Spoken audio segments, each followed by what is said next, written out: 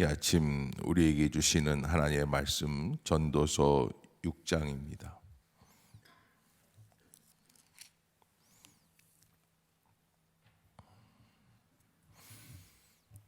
전도서 6장 한 절씩 교독합시다.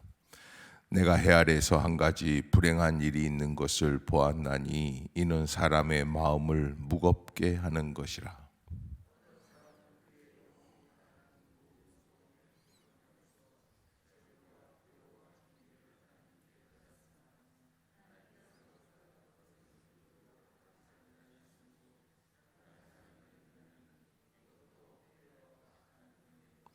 사람이 비록 100명의 자녀를 낳고 또 장수하여 사는 날이 많을지라도 그의 영혼은 그러한 행복으로 만족하지 못하고 또 그가 안장되지 못하면 나는 이르기를 낙태된 자가 그보다는 낫다 하나니.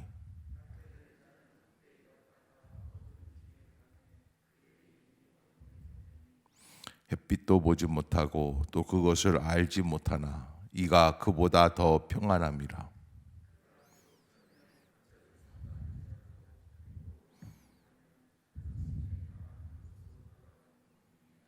사람의 수고는 다 자기의 입을 위함이나 그 식욕은 채울 수 없느니라.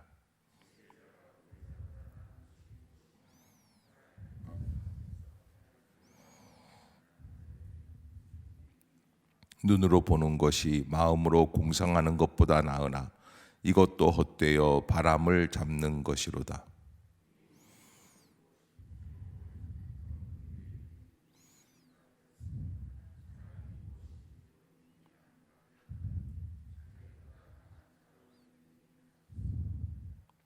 헛된 것을 더하게 하는 많은 일들이 있나니 그것들이 사람에게 무슨 유익이 있으랴. 헛된 생명의 모든 날을 그림자같이 보내는 일평생에 사람에게 무엇이 낙인지를 누가 알며 그 후에 해 아래에서 무슨 일이 있을 것을 누가 능히 그에게 고하리요. 아멘. 할렐루야. 이 아침 주의 전을 찾으신 여러분들에게 하나님의 은혜와 평강이 함께 하시기를 축복합니다. 오늘 본문 6장 내가 해 아래에서 한 가지 불행한 일이 있는 것을 보았다. 허무하다 하는데 허무한 것과는 조금 더 다른 차원의 불행한 일들이다라고 하는 겁니다. 그게 무슨 불행한 일인가? 이게 누리지 못한 자의 불행이라는 거예요. 이게 누리지를 못한다. 무엇을 누리지는 못하는가? 2절에 잘 나타나 있는데요. 시작. 어떤 사람은 그의 영혼이 바라는 모든 소원에 부족함이 없어 재물과 부요와 존귀를 하나님께 받았으나 하나님께서 그가 그것을 누리도록 허락하지 아니하셨으므로 다른 사람이 누리나니 이것도 헛되어 악한 병이로다. 아멘. 한 20몇 년 전입니다.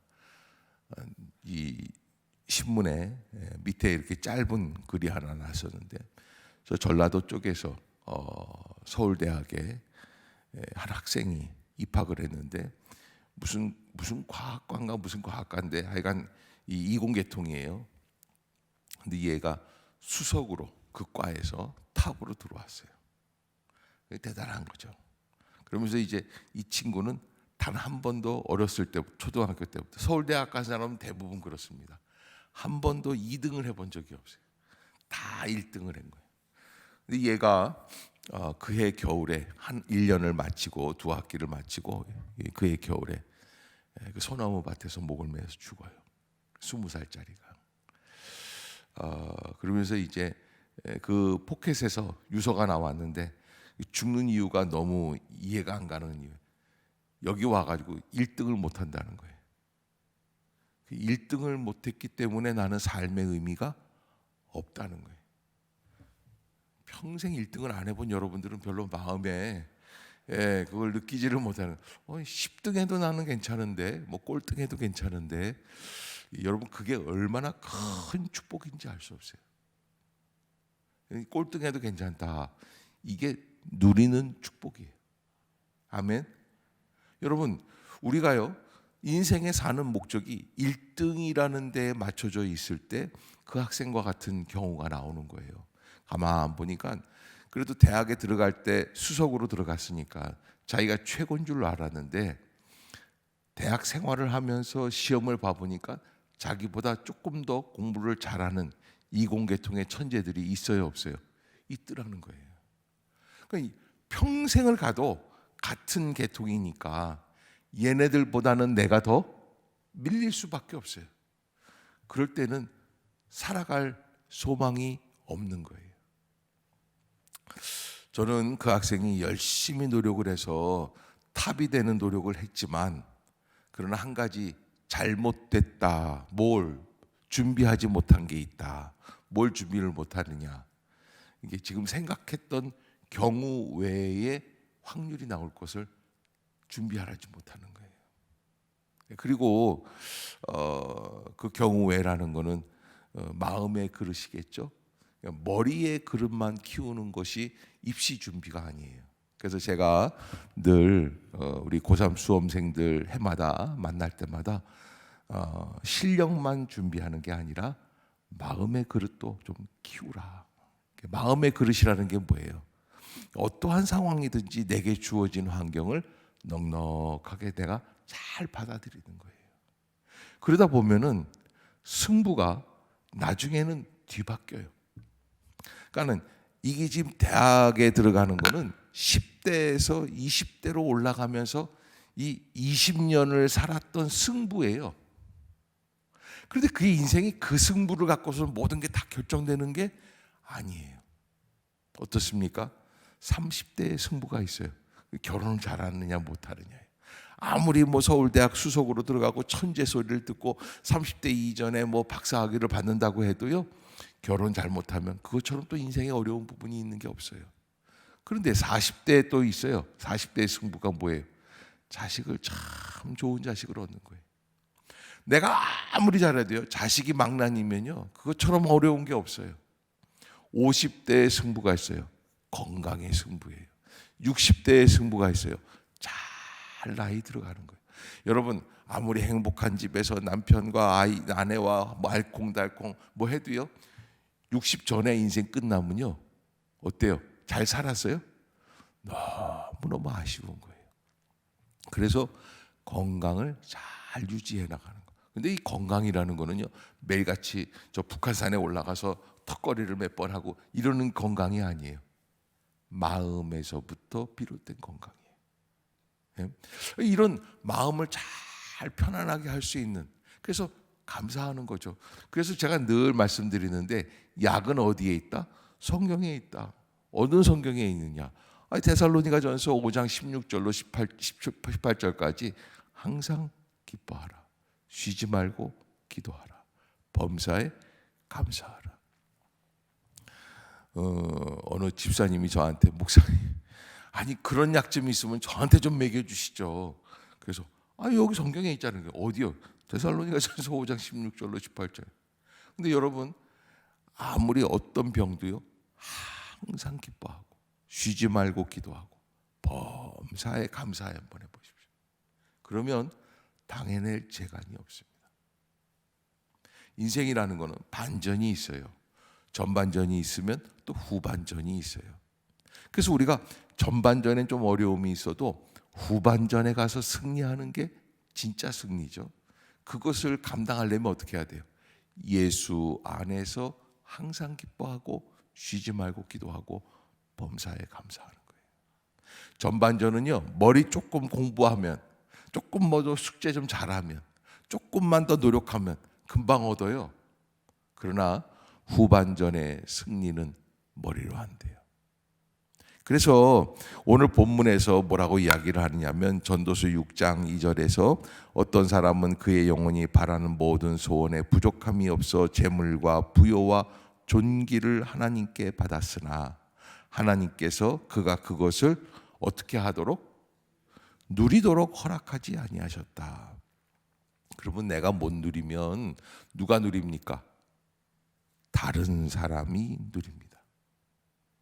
그래서 우리가 하나님 앞에 기도할 때 주시옵소서 뭐 이렇게 그냥 막 이 뭐 예를 들어서 월급을 뭐 500만 원 되게 주시오 이것만 하면은 안 되는 거예요. 주신 것 안에서 잘 누리고 잘 사용하고 감당할 수 있도록. 제가 늘 말씀드리잖아요. 어떤 분이요, 그냥 평소보다 얼마나 바쁘게 살았는지 몰라요. 근데 연말에 심장 스텐 수술했어요. 이게 40년 전이에요. 그때는요, 이거 수술하는 게요 3천만 원이에요. 3천만 원 한 번 열면. 그 되겠어요? 1년 동안 버는 게. 그래서 내가 가서 그랬어요. 아니 어떻게 해서 이렇게 됐냐니까, 목사님 아이고 1년 동안 번 거 다 날라갔어요. 그러니까 여러분, 우리가 인생을 살면서 꼭 필요한 게 누릴 수 있는 은혜의 넉넉함. 그러면 여러분들 얼굴 표정이 다 옳다 됐다, 오늘부터 누리게 해주시옵소서, 누리게, 요렇게만 하면 되느냐? 그거는 정말 바보들이 하는 얘기예요. 그건 뭐예요? 하나님이 나를 보실 때 불쌍히 여겨주시고 극진히 사랑할 수 있도록, 그래서 누리게 해주시는 거예요. 솔로몬이 어떤 사람이에요? 밧세바의 아들이에요. 밧세바가 어떤 사람이에요? 사실은 솔로몬에게 간택돼서 유부녀였는데 왕비가 된 여자예요. 그런데 첫째 아이를 간음하면서 남편을 몰래 살인교사를 해서 죽인 그 죄악으로 첫째 아이를 잃어버려요. 두 번째 아이를 얻게 되었을 때 솔로몬이, 이 다윗이 이 솔로몬이라는 여디디아라는 이름을 지어줘요. 그건 무슨 이야기냐면, 너무 소중하고 귀한 아이구나, 내가 이 아이에게 행복을 주었으면 좋겠구나. 그래서 그저 즉석 답을 하나 줘요. 그게 뭐냐? 약속을 하는 게, 나중에 네가 왕이 되게 해줄게. 그런데 이게요, 이 밧세바라는 여인이 굉장히 지혜롭고 또 참 주도면밀합니다. 그래서 나중에 이 사람이 모든 고난을 이기고 마침내 왕이 되게 되는 거예요. 이게 쉽지는 않습니다, 누린다는 게. 그래서 누릴 수 있는 사람이 되기 위해서는 하나님의 말씀에 집중해야만 합니다. 더 깊이 들어가십시오. 새벽에 나와서 말씀을 들으면 집에서도 한번 두세 번 더 묵상하고, 또 유튜브도 조금 더 다시 한번 보고, 구독과 좋아요도 눌러주시고, 그리고서는 기도를 해야지 돼요. 여기에서 기도를 깊이 해서, 아하, 그렇구나, 내가 하나님 앞에서 이렇게 살아가야겠구나. 특별히 사람은 내가 형으로부터 용돈을 좀 얼마를 받아서 내 주머니가 두둑해지는 이런 건 축복이 아니에요. 이런 거는 짐을 더 받는 거예요. 어떤 게 축복이냐? 줌으로 얻는 행복이에요. 아멘. 여러분, 이 줄 수 있는 것이 은혜예요. 근데 인생은 가만 보면은 주는 사람이 최후의 승자가 되게끔 돼 있어요. 그래서 우리가 인생을 정리할 때 맨 마지막 시간에, 아하, 내가 그래도 감사하게 살았구나 할 수 있는 거는, 정말 연약한 자들, 부족한 자들, 내게 있는 이웃들, 또 엉뚱하게 멀리 아프리카 사람들한테 다 줘버리는 거, 나는 그건 그건 잘못된 거라고 생각해. 또 이렇게 방송 나가면 안 되지. 여러분, 가까이에 있는 가족들에게 사랑을 나누세요. 아멘. 그 사람이 서로 만족하고 기뻐해요. 집안에서는 부부가 완전히 냉전이고 꼴도 보기 싫고, 그런데 아프리카 난민들은 너무 좋아한다. 그것도 또 어떤 면에서는 의미가 없는 거예요. 그래서 우리가 인생을 살아갈 때 가장 옆에 있는 사람들을 주고 또 주고, 그래서 사랑으로 나눌 수 있는 그런 은혜가 우리 가운데 시작될 수 있기를 주의 이름으로 축복합니다. 6절을 보면, 6장 6절에 그가 비록 천년의 갑절을 산다 할지라도 행복을 보지 못한다면, 우리는 지금까지 어떤 생각이었습니까? 무조건 오래 살면 그게 행복이에요. 그러나 솔로몬이 이렇게 봤을 때 진짜 행복은 오래 사는 게 아니라 오래 살아도 진짜 행복을 누리지 못한다면 그거는 진정한 행복이 아니라는 거예요. 그래서 인생은 취미가 중요하죠. 이 취미라는 게 뭡니까? 나의 본캐라고 그래요, 요즘은요. 본업은 아니지만 그러나 취미 속에서는 내 마음을 기쁘게 얻을 수 있는 게 이게 취미예요. 어떤 사람은 그림을 그리면서 그걸 느껴요. 어떤 사람은 음악을 들으면서 아니면 연주를 하면서 그걸 느껴요. 어떤 사람은 다른 이 운동을 하면서도 느끼기도 하고 이런 이 자기가 누리고 느끼는 것들이 있죠. 요즘은 제가 조금 바쁘고 그래서 하지 못하지만 저 아라뱃길에 가서 자전거를 탈 때가 있어요. 가만히 비 오는 날 비가 막 쏟아붓는 게 아니라 주룩주룩 내릴 때 그때 밤에 혼자 그 아라뱃길은 아무도 없거든요. 그냥 혼자 주룩 비를 맞으면서 자전거를 타면요. 그때는 그게 왜 그렇게 행복한지 모르겠어요. 그것도 좀 가을이 깊어가는 어느 날. 예, 혼자 인생을 모든 걸 다 곱씹는 것 같고요. 예, 이상한 눈으로 쳐다보지 마세요. 예. 아무튼 여러분 우리가 우리의 마음 속에서 정말로 기뻐할 수 있는 것 여러 가지가 있을 수 있어요. 그 취미를 가지세요. 그러나 정말 제일 소중한 취미 그건 기도 시간에 하나님과의 만남입니다. 하나님의 음성을 듣는 겁니다. 그래서 기도함으로 말미암아 하나님이 나와 함께 하신다는 마음의 기쁨을 누리는 겁니다.